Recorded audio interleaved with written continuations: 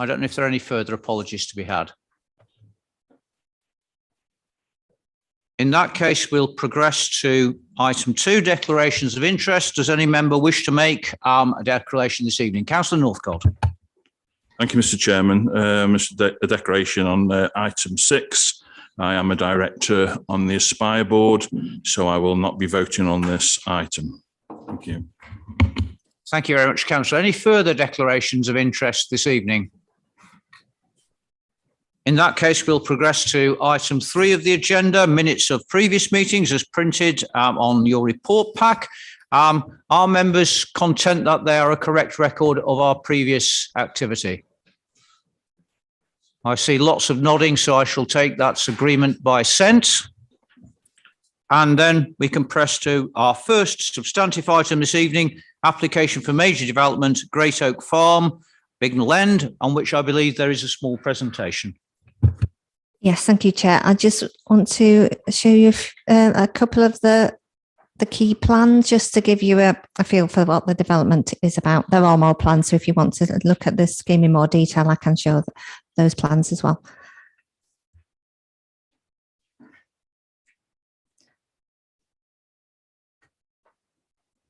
Okay, so as you'll see from the main agenda report, we've got an application for agricultural development on the site, which is identified in red on the plan. There are existing buildings within the site that are there, that those will be removed. Here's the site plan. Hopefully you can see there's quite a lot going on the plan.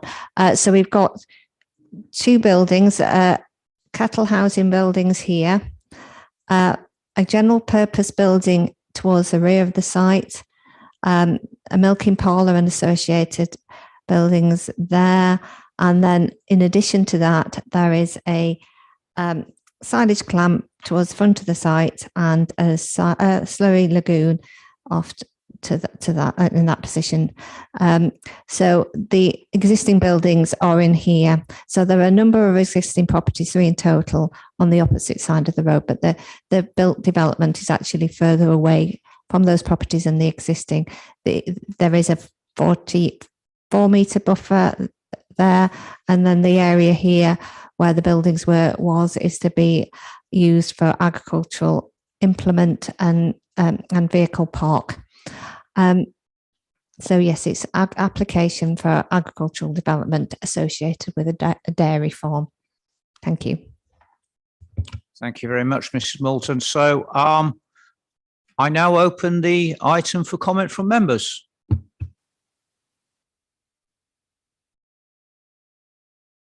I think we've had it moved and seconded now from the floor. Could I see those in favour of the recommendation, please?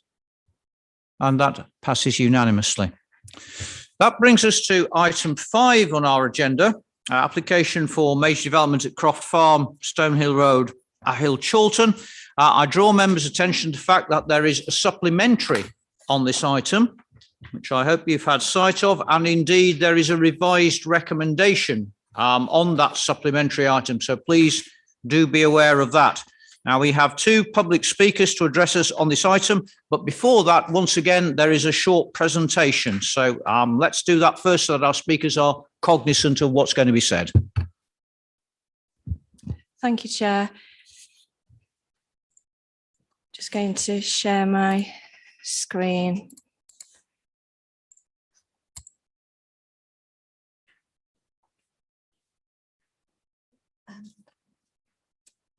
I think there's an issue with the screens. Hopefully members can see the images on that screen there. Unfortunately, the members of the public can't. I could turn it around. Can you try your network? It's not us. It was what IT were down here doing before. Should we move the TV screen around a bit? If the screen can be moved, but I'm wary of moving anything, to be honest.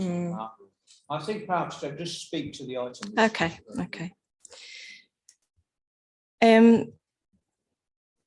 So this is an application for approval of reserved matters following granting of outline consent in August 2019 for 11 bungalows and a replacement farmhouse on the Croft Farm site.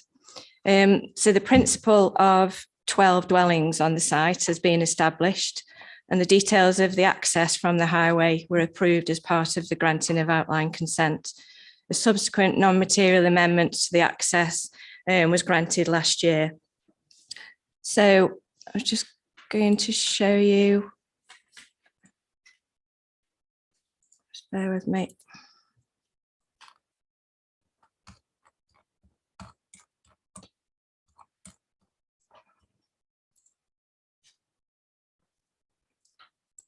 Just getting a layout plan up for you.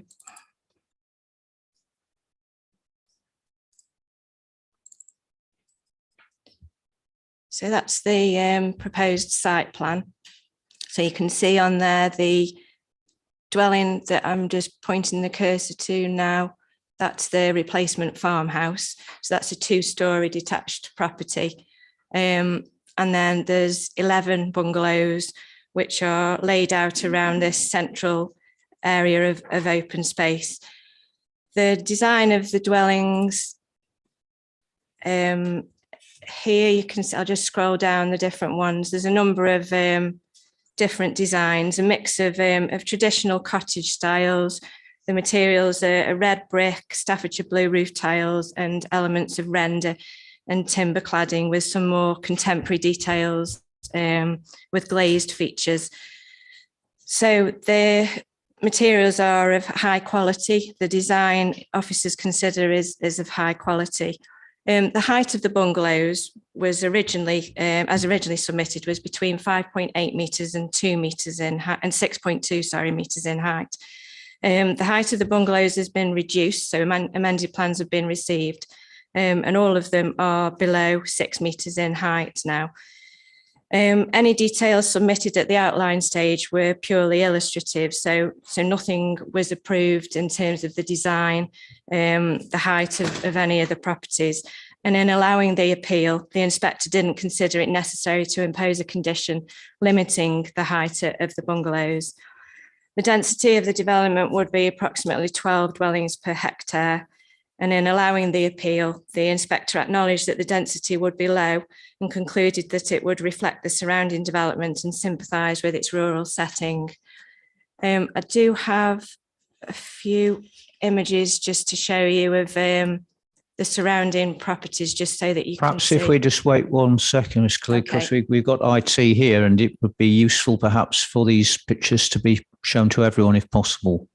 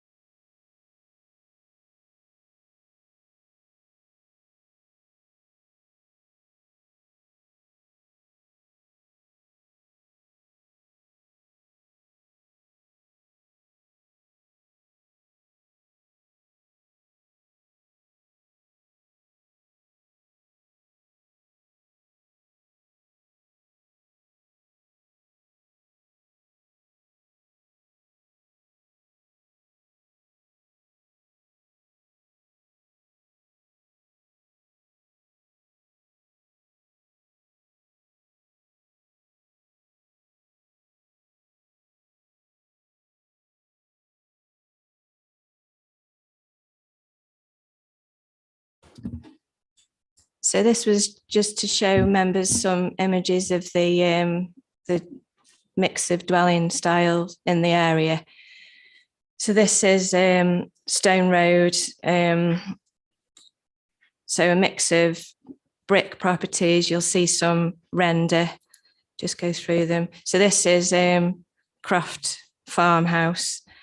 The entrance into the site. So you can see properties with render, again, further along, more elements of render. That's the property opposite. And then this is an image of bungalows just further along Stone Road from the site.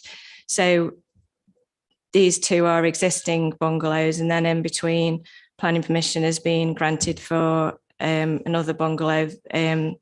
This image is obviously from Google Street View and was, I think, at the end of last year, so it's probably complete by now. But it's just to show you the mix of styles and the mix of plot sizes in the area. So obviously you can see at this point that the plots are relatively small. So in terms of the density, it's considered that the density of 12 dwellings per hectare that's proposed is in keeping with the character and appearance of the surrounding area, where there is really quite a mix. So I think that's it for now. Thank you very much. Now, our next part of this item is to be addressed by two public speakers. The conventions of the council are that an objector to the application, Mr. Oppenheimer, will speak first. You'll have 5 minutes to address the council, which will be timed by the clerk, sits to my right, and an oral warning will be given after 4 of those minutes have elapsed, so Mr. Oppenheimer doesn't miss out any salient points he thinks really ought to be there.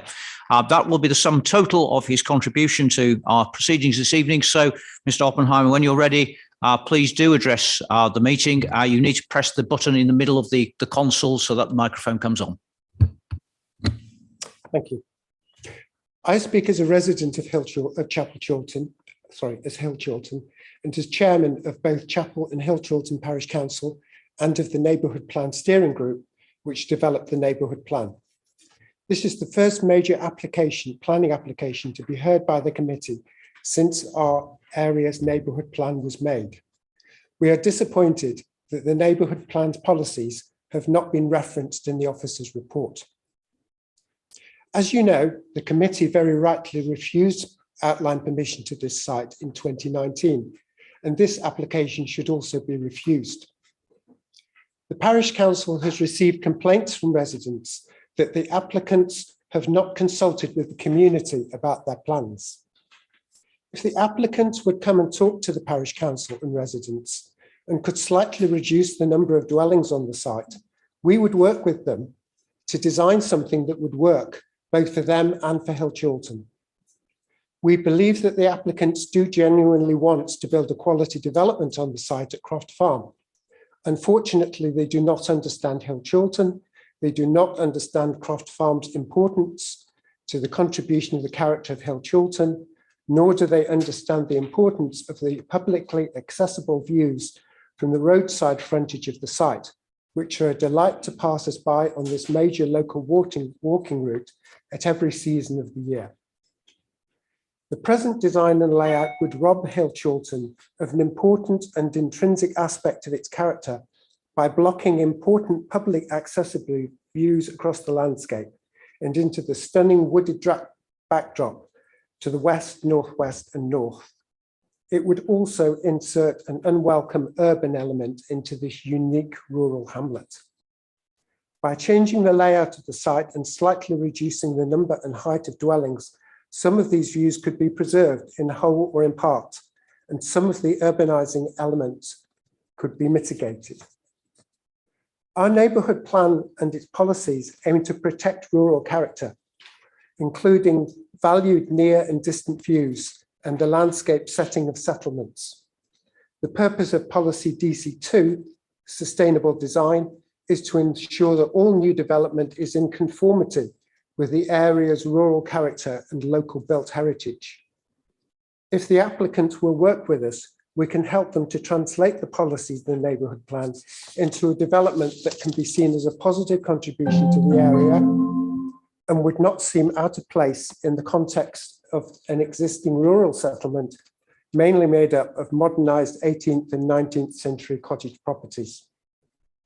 The present layout shows no exit route from the site for foul and surface water drains, and no space between buildings for the 3-metre easements required on each side of the drains.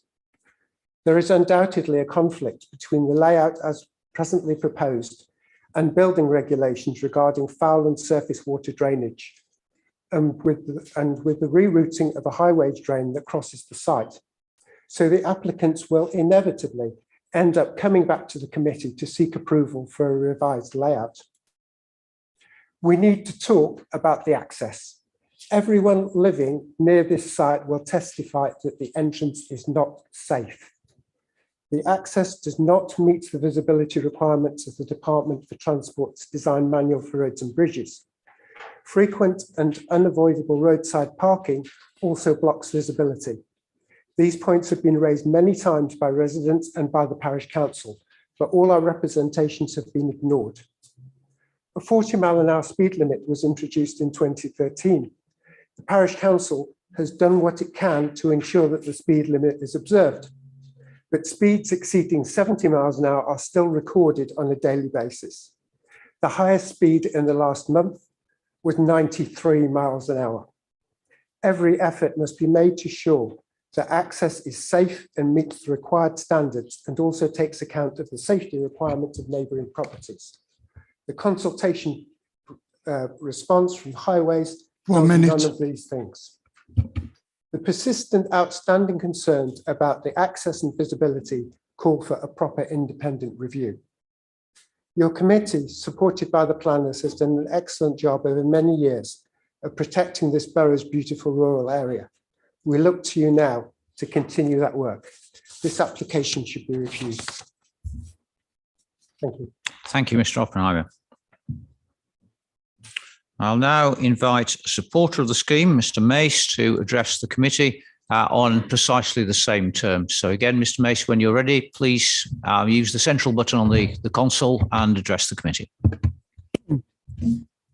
Members of the committee, we are seeking your approval of reserved matters concerning the layout, appearance and landscaping for this proposal of 11 bungalows and a replacement farmhouse at the Croft Farm site. 8 different house types of sustainable design meet the requirements of and comply with the national planning policy, relevant material considerations and the development and neighbourhood plans. I'd like to take a pause just to say that my partner and I actually live in the house adjoining to the site, and so the views are extremely important to us living in this rural area. The planning department recommends that the reserved matters are approved and that the proposal contains no material considerations of concern.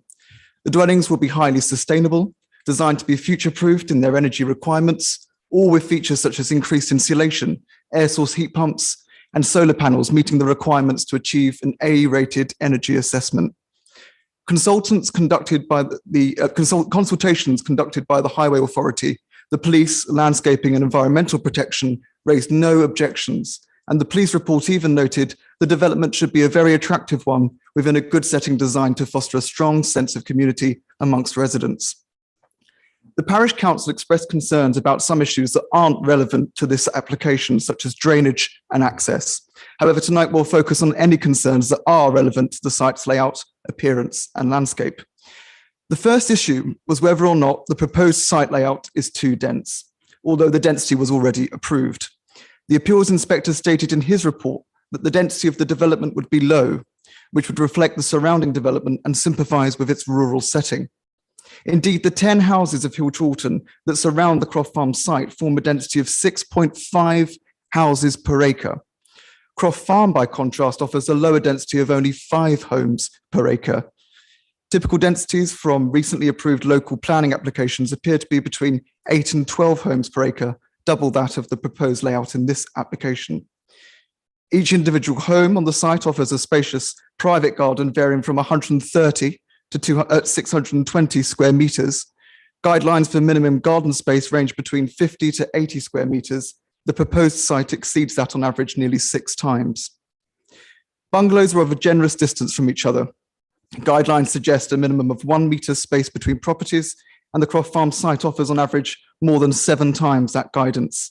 An application in Loggerheads, bordering Ancient Woodland, was recently approved with just 1 meter between all bungalows.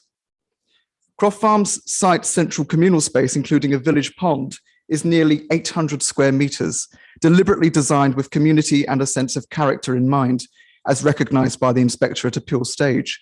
Considering all these facts, the proposed layout cannot be considered either too dense or cramped. The second issue I'd like to consider is the site's appearance and whether the proposed development is sympathetic to the local area and in line with the neighbourhood plan. The surrounding residential area consists of properties with idiosyncratic architectural form, and there isn't one particular style.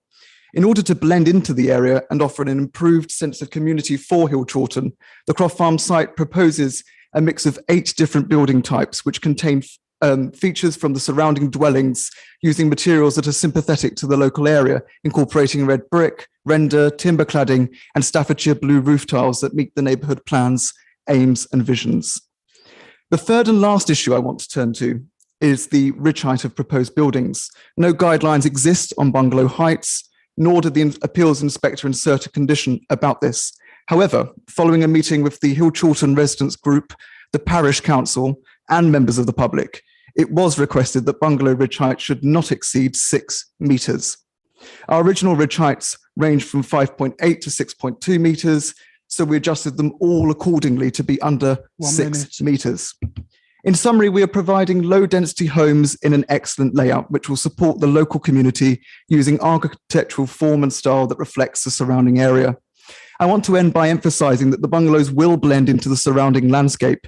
Towards the rear of the site, the land falls away by over 5 metres from the A51, and the replanted field hedges will ensure that the development merges into the landscape on the north and west site boundaries and the built form to the south and east. With reference to the visual amenity in the landscape and visual impact assessment, the appeal inspector himself endorsed this by concluding that subject to mitigation measures including tree planting and external materials to be used, the overall impact of the proposal on the landscape and visual amenity is considered to be not significant. Based on the evidence before me and the observations I made on site, he continued, I find no reasons to conclude otherwise. Thank you for taking the time to consider this application, which we hope you will approve, so this development can progress without delay. Thank you very much, Mr. Mace. Before I open the item for debate, I'll just ask our officer if she wishes to make any comments on what she's heard so far. Yeah, thank you, Chair. Just a couple of points to make.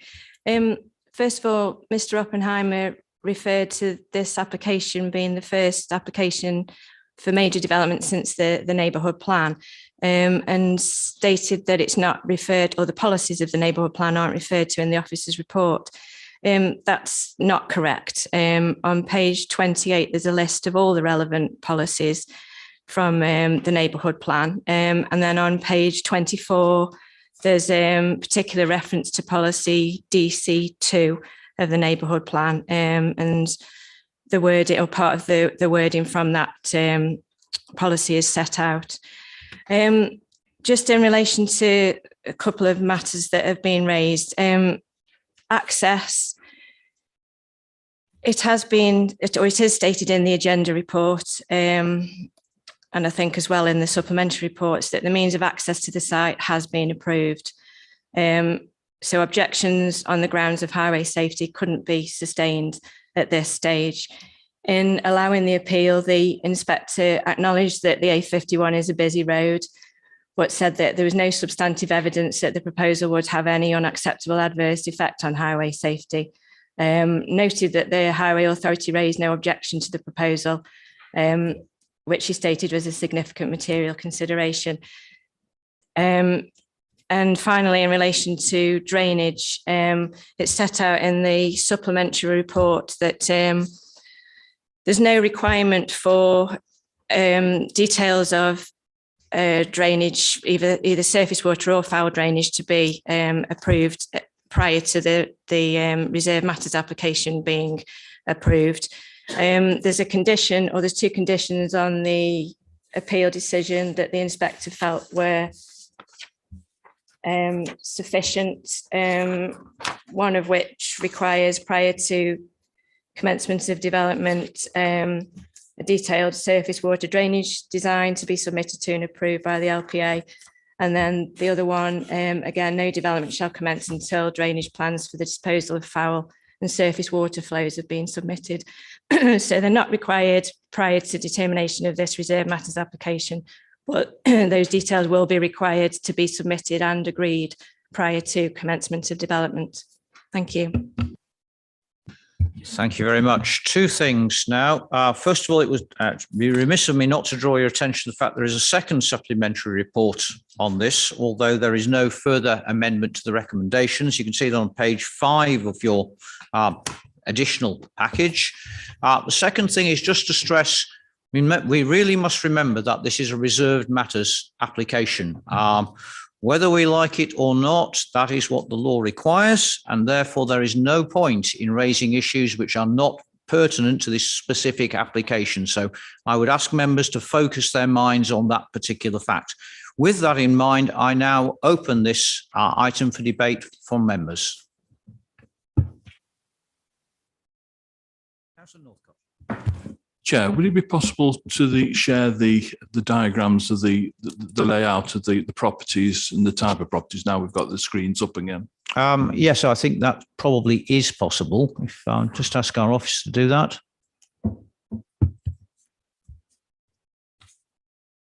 Is that the diagram you wish for, Councillor?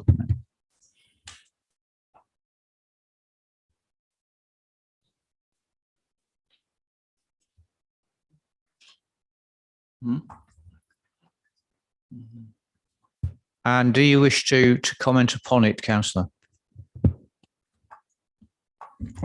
Just that it seems very, very compact and all linked together rather than sort of,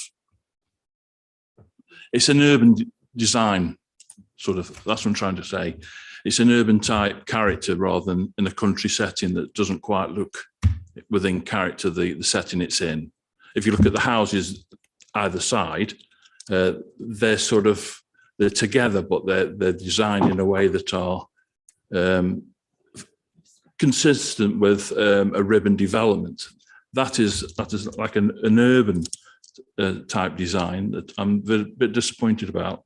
I think far more could have been done to stagger them and make them a little bit different. The applicant said there's 8 different designs there. That doesn't reflect it to me. That reflects a similar sort of design in terms of house types. Again, Councillor, perhaps now we've got the screens, if you would want us to go, because I think there are diagrams of the house types. If we could go through those again, that would perhaps be helpful.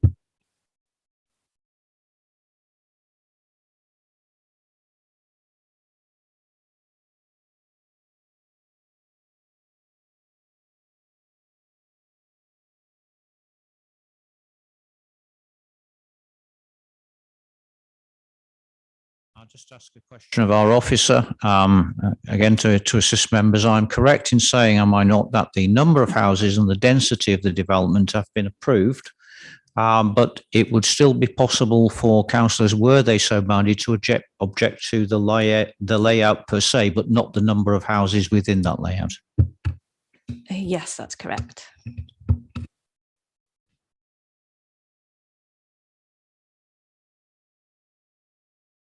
If I may, Chair, just so I've scrolled through the different house types.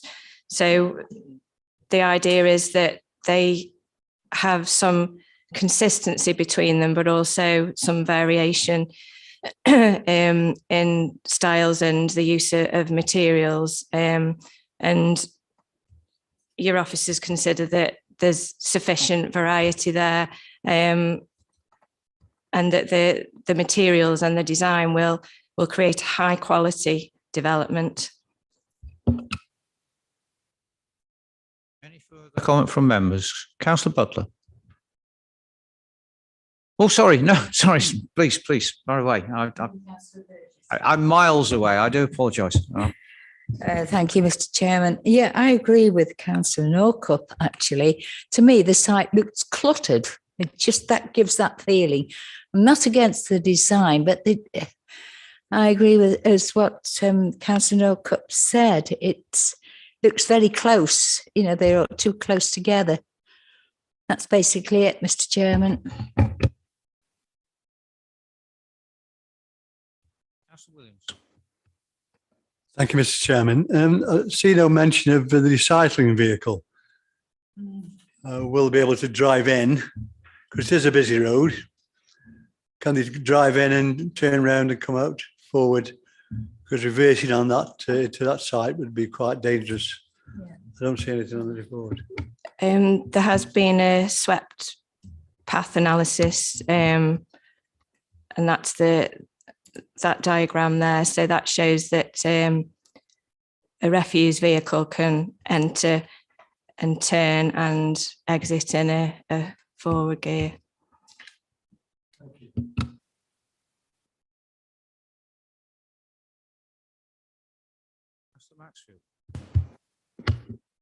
Thanks, Chair. Yeah, I'd just like to agree with what's already been said. The actual development itself doesn't, although it on there, you know, it's an artist's impression. It all looks very nice and leafy, but it doesn't seem to sit well with the surrounding buildings. It's almost like if you put gates at the front, it would be a nice little gated community, which doesn't actually sort of fit in with what's already there.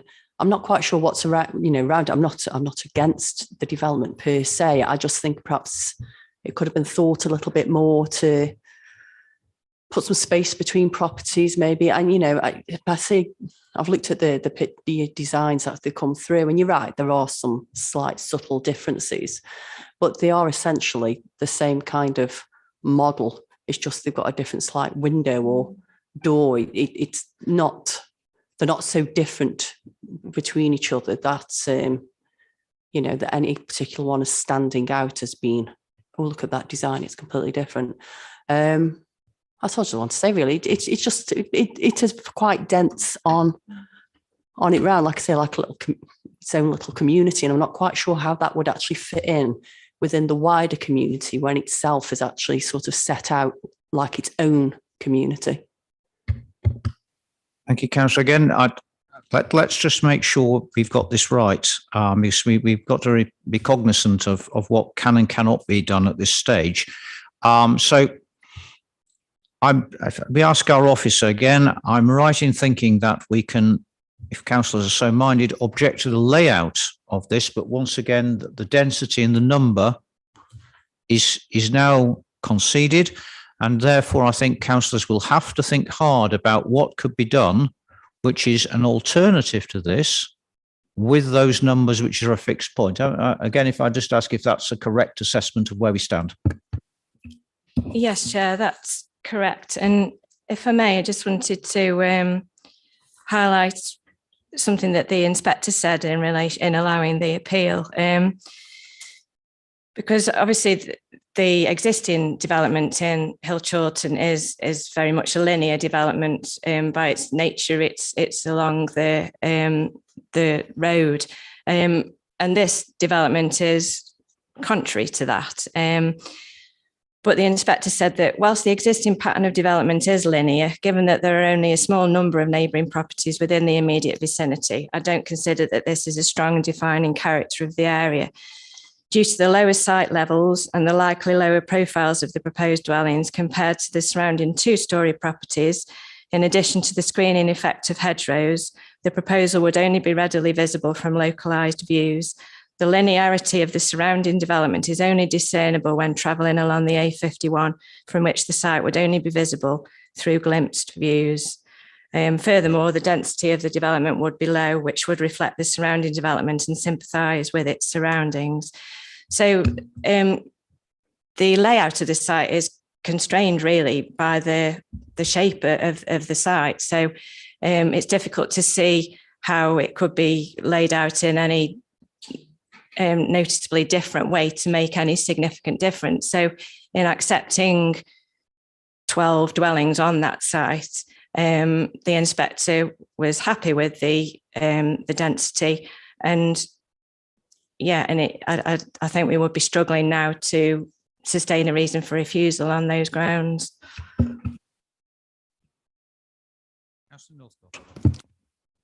Could we ask for, bearing in mind the neighbourhood properties are brick and render, that the actual design feature of the new houses be similar, i.e.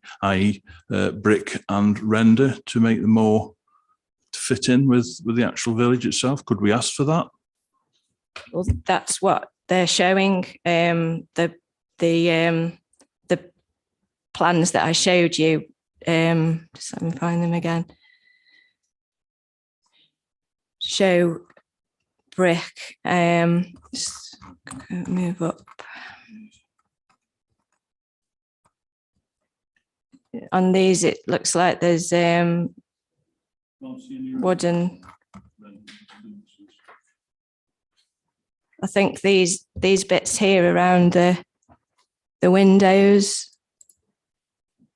would be render. And again, there. So none of the properties would be render complete. Here again, it didn't show up very well on the plans. Yeah. Again, if I just check with our officer, I mean, we have a design in front of us. That is one of the reserved matters. If members are not content with that design, is that a grounds to refuse this application? Yes, it is. Yeah. And rather than saying, make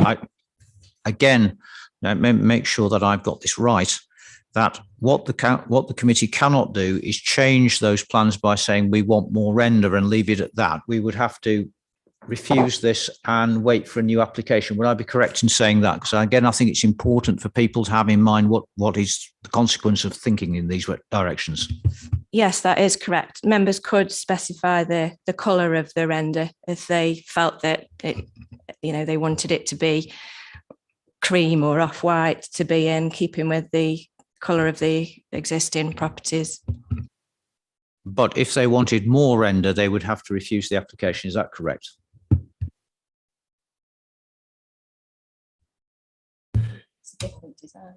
Thank you, Chair, through you. Clearly design is an issue for us to consider at this stage.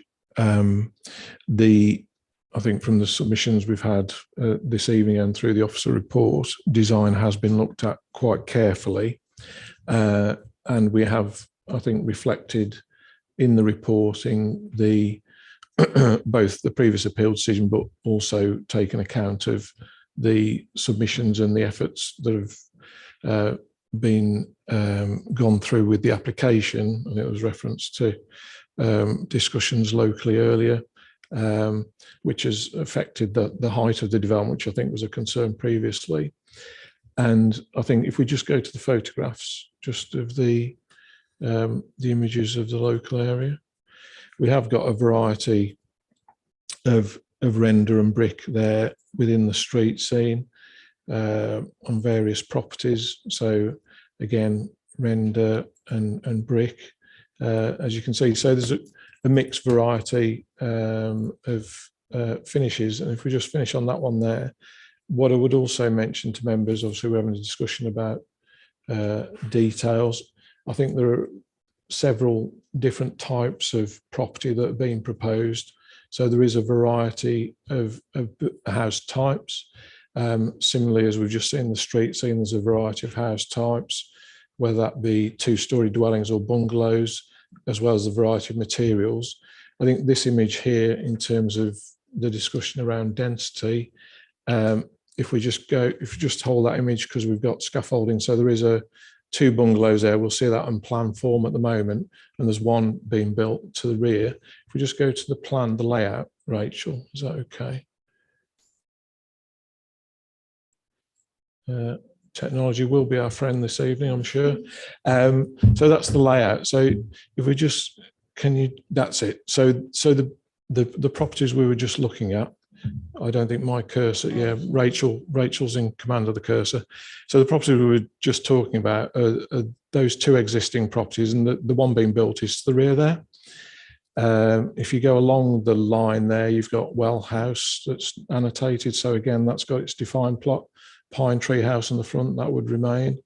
And then if we go to the far end of that, the access point, you can see a variety of different plot sort of lengths and breadths. But what I'm trying to show by that is, and probably echoing what the inspector was saying around densities and general character, there is a variety, even though it is linear, there's a variety of existing plots and properties and materials. And I think that is reflective in terms of the variety of house types that are being put forward as part of this layout. So you can see in that bottom, in the corners of the development, there are some larger plots and some smaller plots, which are probably quite reflective of a few of the plots that exist along the frontage.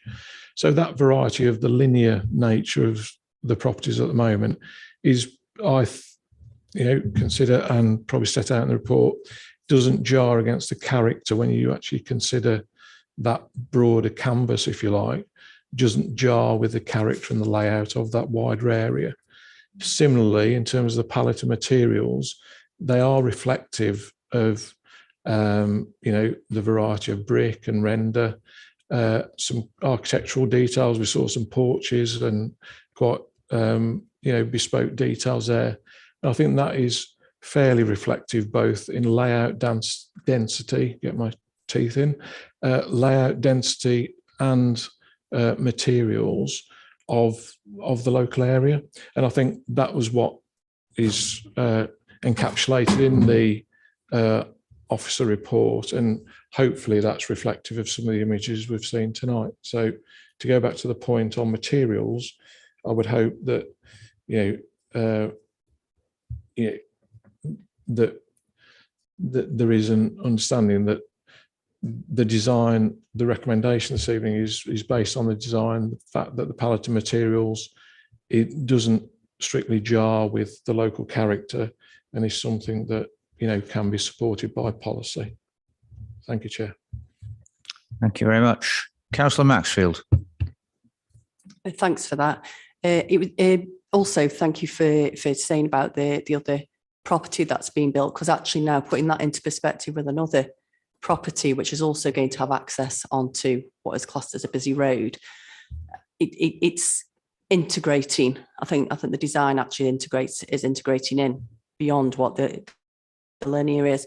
The only thing I'd like to, just looking at the photographs of, you don't need to put the photographs back on, is now that we know that the properties are going to be having some element of render in or upon them to fit in with the ones that are currently there, can we actually sort of put in to make the colour is similar to what's there? The photographs that you've shown seems to be a theme, that they're kind of a white or an off-white or something.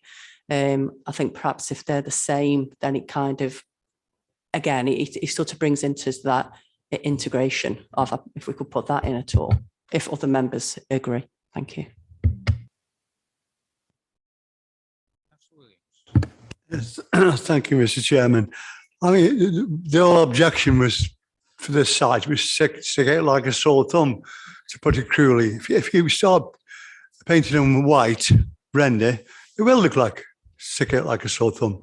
I think the colour is that we shown originally on the architect has set out is really modest. They're not modest bungalows, but if you ask them to go off white or cream, they will, in my view, stick out like a sore thumb. I'm saying that, so I think the colour originally that set out is reasonable. And could I ask the materials of the roofing? Are they going to be tiled and not the concrete plant tiles? Are they natural clay tiles? Thank you. Staffordshire blue roof tiles. Staffordshire blues, yeah. I think we've been round this one now to see all the issues in front of us. So effectively, it seems to me there are three things we can do. We can, first of all, I will look for any form of amendment. Councillor Northcott. I have got some other issues with the site. If you'd like to hear those now, I'll be pleased to try and explain them. I would like if we can condition that during the building of this this village, whatever it is, that the construction traffic doesn't park on the main road. I think that's crucial because it would aggravate what is clearly very dangerous parts anyway, and the speeds I know that go through there.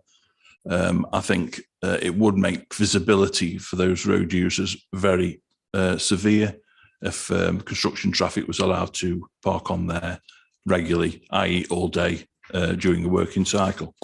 And the other issue I've got, and I know this it's going to be addressed probably after this, but I would like to be assured that I know the applicant said that the drainage wasn't relevant, but I beg to differ because of the nature of the area and the fact that the footprint of the houses are going to add to the drainage problems and issues for a site that's fundamentally wet anyway, that I would like to see that there's going to be some sort of drainage plans for this to mitigate this in terms of how that water runoff is going to be dealt with. Those sort of plans I think we should be concerned with, because we're seeing problems from an estate that we approved as a local planning authority not too far away on Gateway Avenue, and the drainage there still hasn't been sorted out.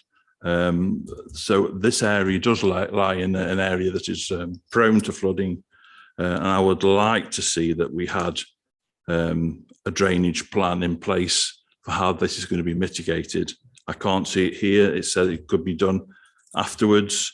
Who checks that is actually correct and that will satisfy the committee, or is that delegated to one officer's responsibility?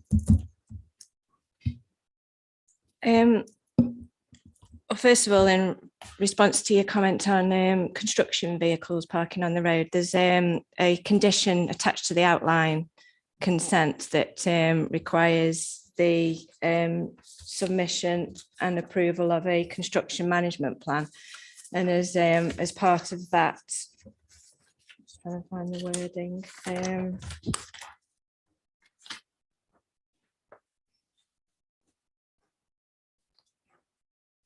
Prior to commencement of development, a construction vehicle management plan shall be submitted to and approved in writing by the LPA. The management plan shall thereafter be implemented at the commencement of the construction phase and thereafter adhered to, and shall include details of areas for site operative and contractor parking, turning areas for HGVs, material storage and delivery areas, and wheel wash facilities within the site. So those details will have to be submitted before they commence development. And then in relation to the drainage plans, as has been set out in the agenda report, in the supplementary report, and I did refer to earlier, there are conditions attached to the outline consent that require the submission and approval of those details prior to commencement of development. And we would consult with the relevant authorities. So it would normally be the lead local flood authority, and anybody else that we felt was necessary, and we would seek their views. And then normally, yes, officers would have the delegated authority to approve those details, obviously based on what the technical consultees have said. Fine, I accept that. I would like a further request when we ask the consultees to comment, that we ask for actual comment and not go on lack of comment. So we're getting a concrete response rather than because they haven't responded, we assume it's okay. So we know exactly where we are. I'll be happy with that. Thank you. Any further comments from members before I proceed to a vote?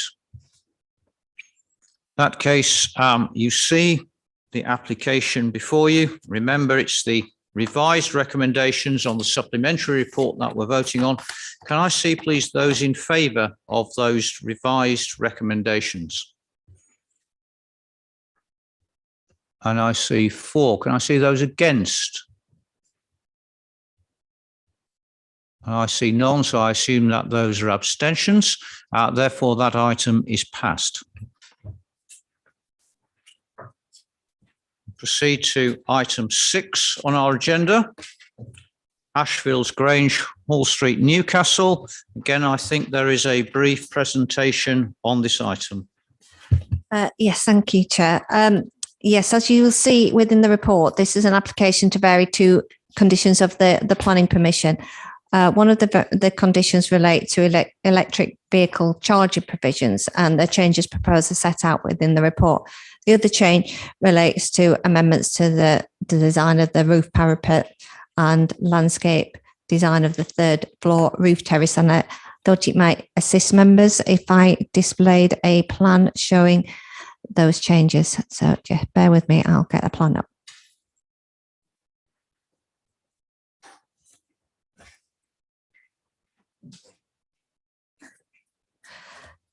Yeah, we got there.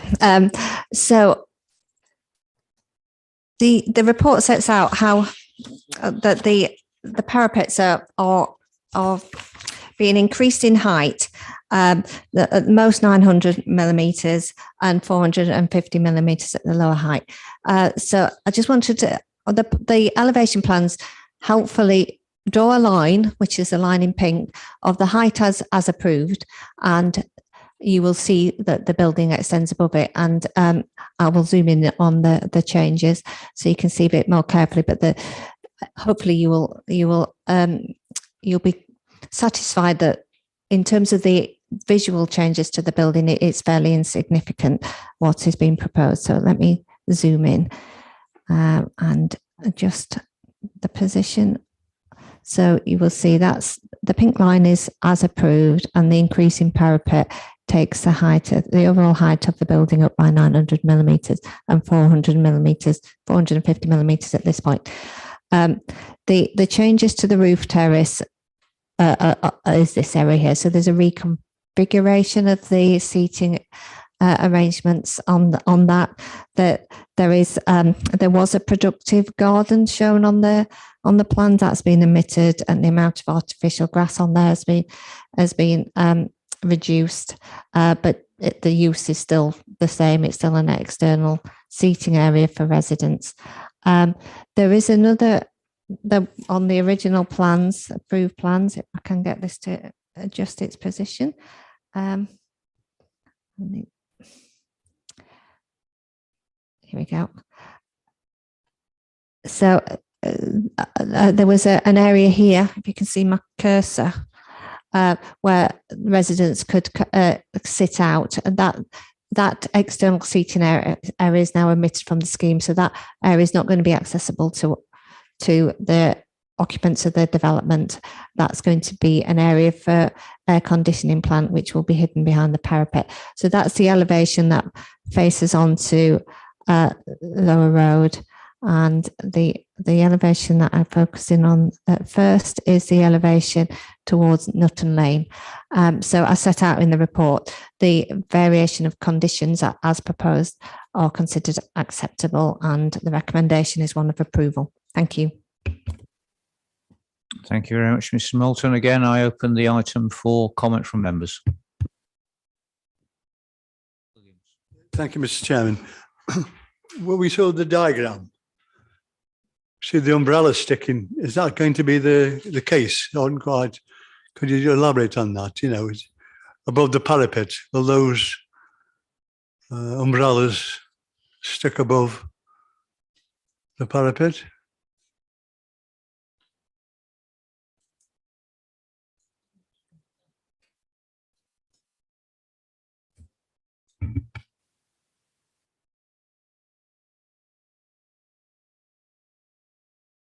Computer is fighting back, councillor. We'll see where we go in a moment. Chairman, here we are, or sort of. It's not the right one, but we're getting there, I this think. is just to show the layout. I will go back to that elevation plan. So they are showing that this is an external seating area. I will zoom in on the right part of the building. So you will see there is seating areas, and the intention is, well, there's a pergola structure there. So that will provide some shade to the residents sitting out there. But yes, the intention is that there will be the opportunity to put parasols on there to provide shade for the residents. So this will be something that is visible in the street scene. It will provide a bit of visual interest to the roofscape of the building. It's not a typical feature within buildings around Newcastle, but it's not uncommon to have external seating areas on taller buildings in residential occupation to provide some external seating, a variety of spaces for the occupants. So there's that was a feature that has already been approved.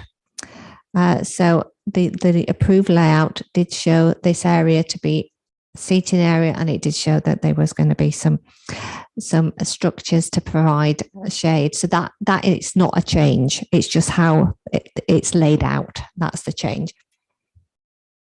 Councillor Maxfield. Thanks, Chair. Can I just clarify? You said that the outdoor seating area, when you were just giving us the introduction, that there's now an omission of landscape planting and a reduction in the artificial grassed area, but it's okay because they'll still be seating for them. Is that going to actually give them the same sort of, appeal to sit on a roof? I'm just kind of thinking as well from what colleague here has just said, that maybe additional planting could actually screen some of that parasol paraphernalia. I'm just, if people are, I notice it's supported living apartments, and obviously if they're going to be using the roof terrace, it would be nice if the residents were able to have some kind of shrubbery and flora and just general niceness, as opposed to omitting the planting and reducing anything other than the concrete base. Thank you. What I can do is show you what's shown on the approved plans and what is now proposed, just for comparison purposes. I mean, it's debatable as to where, well, there was certainly no condition that requires that area to be laid out as per the approved plan, although there is a general plan saying development should be carried out in accordance with the approved plan. So this is the approved plan. So you'll see there's a large. Oh yeah, sorry, I'm not sharing the screen, so apologies. I can see it, but it would help if you could. There we go. So this is the approved plan. So the seating under the pergola extends along that end of the building. This is the productive garden. So I think by productive garden, looking at that, I think it's the vegetable bed. So I don't think it's planting that would offer any form of screening to the structures features on there. And that's the area of artificial grass, which compares to this plan. So the area of artificial grass it's a bit smaller. And as you say, there's no now what was, I can't remember what they called it now, productive garden shown. And yeah, the pergola is reduced in size. So it is a change. I think it would be very difficult to argue that that is unacceptable from either visual amenity point of view or residential amenity. It still provides an external seating area, and whether the amount of artificial grass and the lack of vegetable planters, I'm not sure is a matter that from a planning point of view we could get involved with and stipulate one way or the other. Again, I think the important thing for members to think about is this is an application for a variation. So our question is this variation worse than, would it detract from the original application or not? That's the main matter in front of us at the moment. Councillor Williams, do you wish to speak? Can I just ask about the safety railings, how high they will be? Yeah. Because I mean, if people are, people are socialising and having a drink, or it's I think it's something we really do have to look at, you know. It's- Well, that will be a matter that's covered under the building regulations. I don't think we have a measurement showing the floor heights and the parapet height. There's no section through that, but there's no doubt that building regulations will seek to ensure that, as that's a usable space, that it is safe, and obviously the developer and who will be managing this will need to ensure that the occupants of it, because this is social rented property, are safe. So I think that's a matter that we would have to be assured that it will be appropriately dealt with outside of the planning process. Can I also comment on the new heights it wants to go to? It's actually a monstrosity, to be quite honest. It spoils the whole layout of the area, to be quite honest. It really is a monstrosity. And I don't think we should be going any higher with this at all.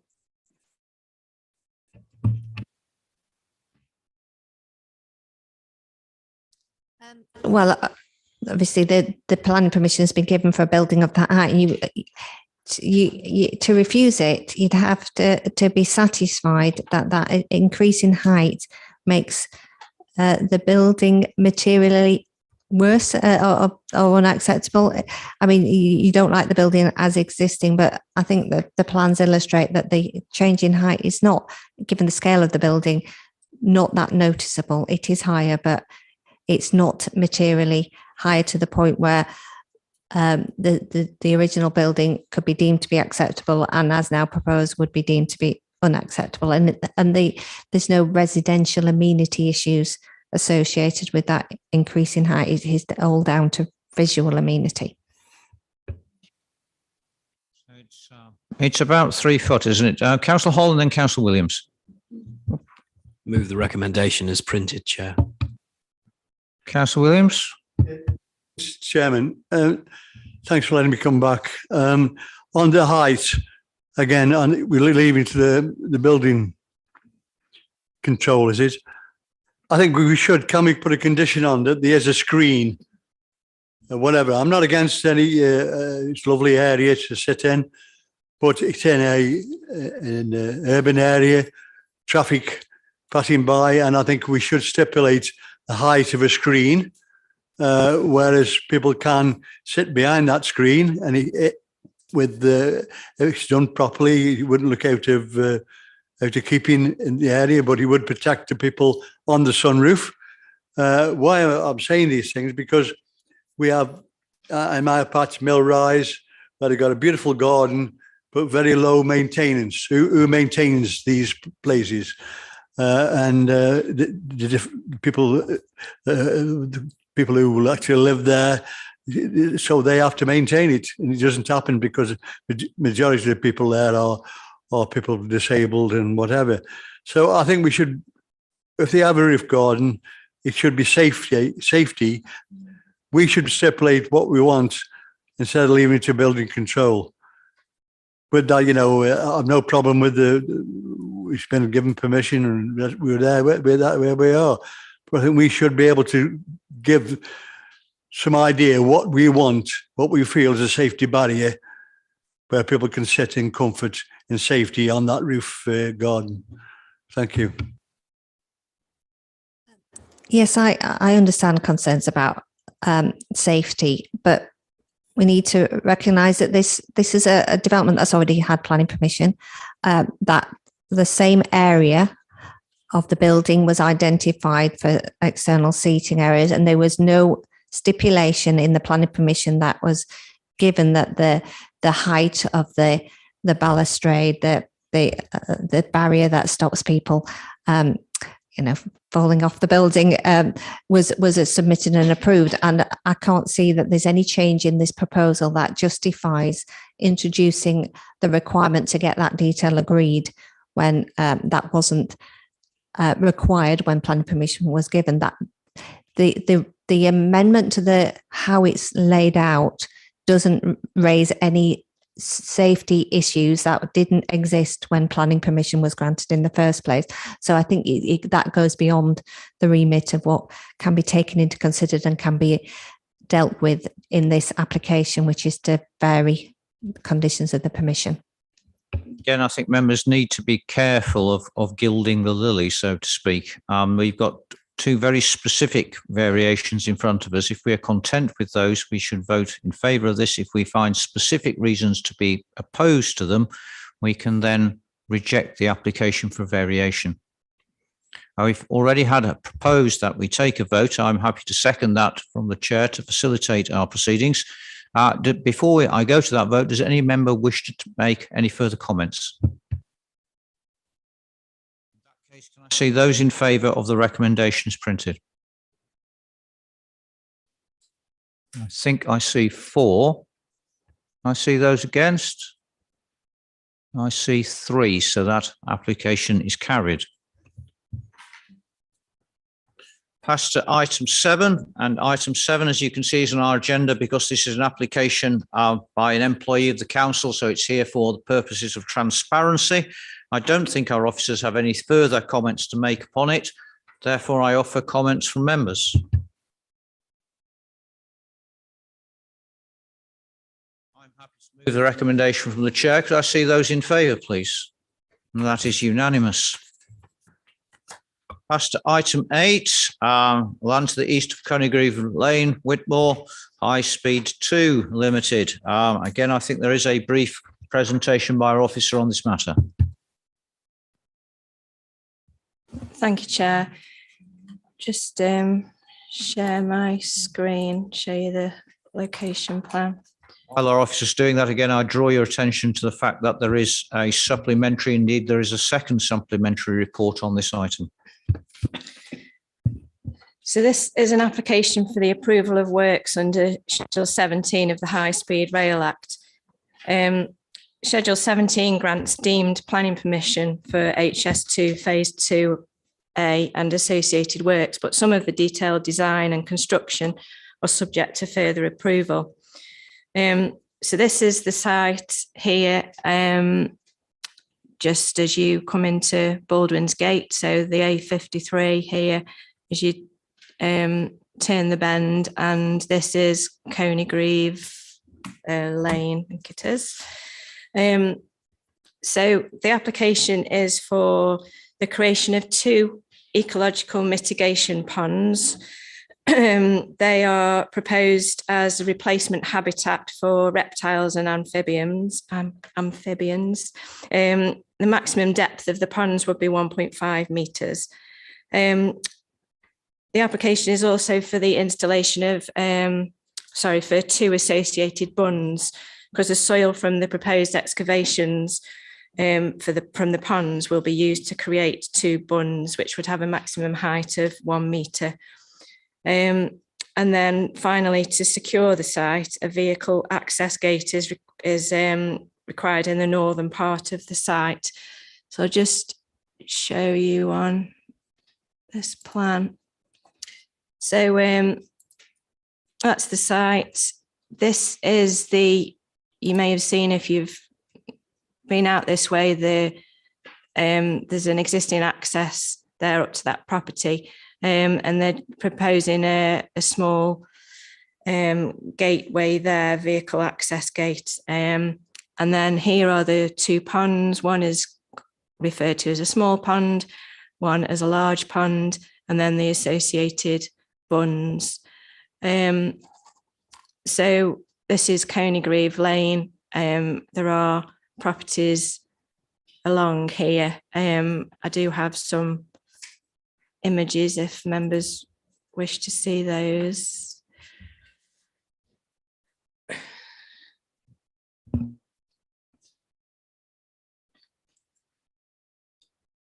So this is Coney Lane, and this is the site over here. So the A53 is kind of over the other side of that hill. So the smaller of the 2 ponds is to go in this location. So if we just go back to show you the plan, you'll be able to see the gate. So that's the junction where you could see in the photograph, and there's an existing field gate you can perhaps just make out where my cursor is there.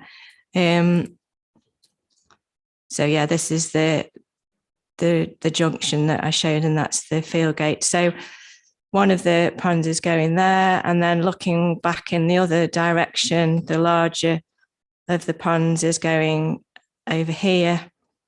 And then this is just to show you obviously this was in the winter, but there's substantial hedgerow along the boundary of the road. Again, you can see looking back along Coney Greve Lane towards the A53 down here, you can see that that hedgerow. And then finally, just that's the access off the A53. So up to an existing dwelling up here. So the access gate that was shown was to be in this corner of the site.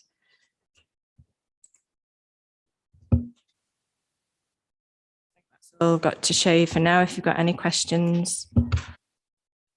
Thank you very much. I'd have one question, if I may, which is looking at our two supplementary reports. So the second supplementary report removes two of the conditions in the first one.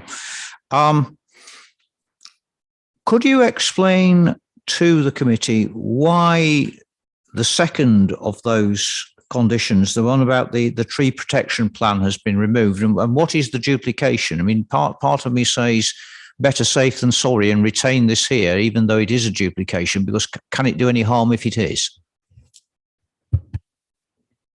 So they're under the High Speed Rail Act, there are controls in place through what's called the environmental minimum requirements. There are controls within that ensure that impacts which have been assessed in the environmental statement, which was published in July 2017, will not be exceeded. And HS2 are contractually bound to comply with those controls. And one of an annex to that document is called the Code of Construction Practice. And within that document, which covers all sorts, there are requirements for trees to be protected in accordance with the British standard. So there are detailed stipulations set out in that document that require what we were suggesting should be within that condition. So we were requiring submission and approval of a tree protection plan to that British standard. Well, that is included within that document that HS2 are contractually obliged to comply with. So, and it does actually state in the document that these Schedule 17 applications should be determined on the basis of the controls already in place in the environmental minimum requirements. And LPAs should not replicate controls that are already within that document. Is the identical British standard? Is that correct? Yeah. Thanks very much for that. That makes things very clear. Any further comment from members? Will I then see those in favour, please, of the revised recommendation on the second supplementary report?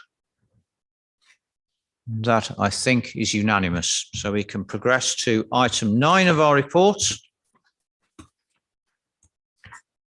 That's the BT Telephone Exchange, Fairgreen Road, Baldwin's Gate. Again, I think there are some comments from our officer on this before we proceed with a vote. Bear with me while I share my screen and open up the plans.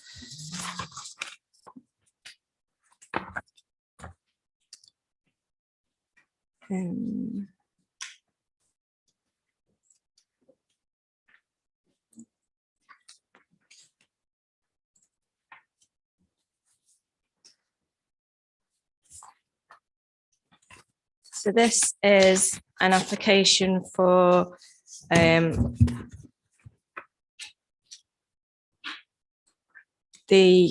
prior approval for the installation of a 20-metre high monopole, telecommunications monopole. So it's not very clear on this location plan. I'll just zoom in. So we're in Baldwin's Gate again. So we've just moved a bit further along the A53, and the road on the left there, Fair Green Road, there is an existing BT telephone exchange, which you can see here on the plan. So this is the A53 in the junction with Fair Green Road. So the proposal is for the siting of a 20-metre high monopole in this location here, just to the side of the building. I do have some photos which I'll show you in a minute, but I'll just show you the plans.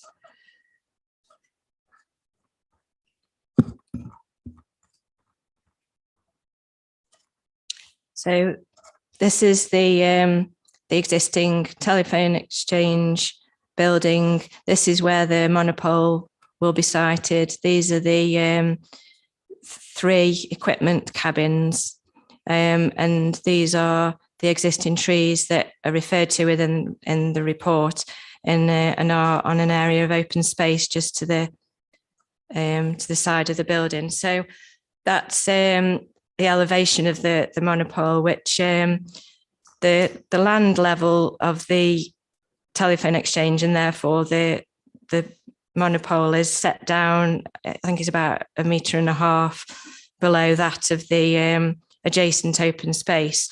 But even so, at 20 meters high, it's about 6 meters higher than the trees, the tallest trees there.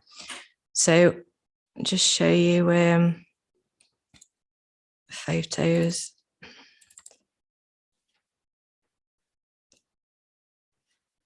So that's the telephone exchange building, looking down Fair Green Road towards the A53. This is the area of green space, open space at that junction. So the site of the monopole will be just around here. And that's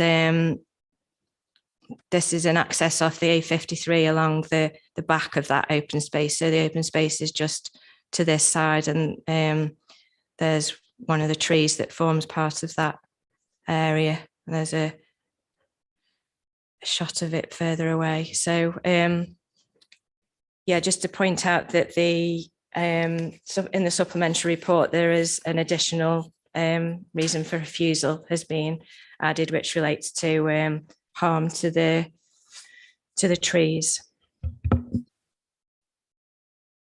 Very much. I invite comment from members. If there are no comments, I'm going to proceed to a vote. I think procedurally it's probably best to have 2 votes on this, because there are 2 distinct recommendations here. First, that prior approval for this is required, and then that secondly, such prior approval is refused. So could I see, please, those in favour of recommendation A?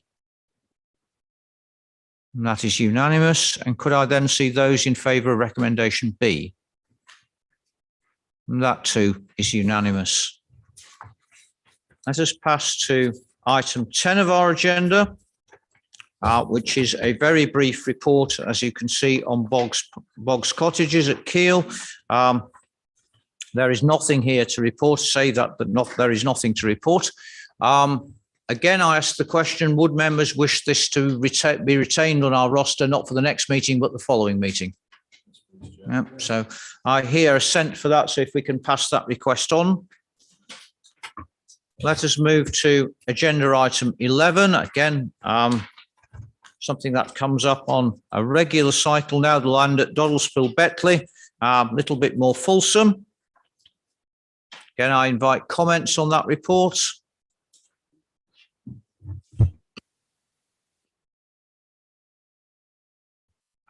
And again, are people desirous of this being brought back again on the cycle we've established? Yep. So again, if we could pass that on. That brings us to item 12 on our report, the quarterly report on extensions to S106 agreements. Don't know if our officer wishes to speak to this or not. Only to give an update on the application that former Newcastle Library to advise members that the decision has now been issued. It was issued on the 20th of April. That's a good news addition, I think. Any further comment from members? Are we content that this be received? You can pass on to agenda item 13. As you can see, report on an appeal. An appeal that was dismissed. Again, I invite comment from members. There is no comment. Again, are we content that this be received? Yep. That brings us to item 14 of our agenda, which is, as you can see, an application for financial assistance at Keele for one of the lodges at Keele. Again, I don't think there's any further information to report on this item. Oh, just to draw members' attention to the supplementary that was published today, confirming that the Conservation Advisory Working Party recommend that the grant is offered. Thank you very much, Mrs. Moulton. That was rather too far to my right for me to remember. Councillor Northcott. Thank you, Mr. Chairman. Happy to propose this. I'm more than happy to second it from the chair. Could I see those in favour, please? And that is passed unanimously. That's the one halfway down the drive, I think, in the centre of the campus.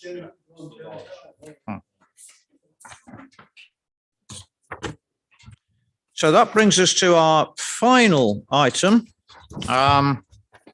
urgent business, as defined by the relevant section of the relevant act. I know of none. I look to our officers to see if they know of any. They sadly shake their heads, so there must be none.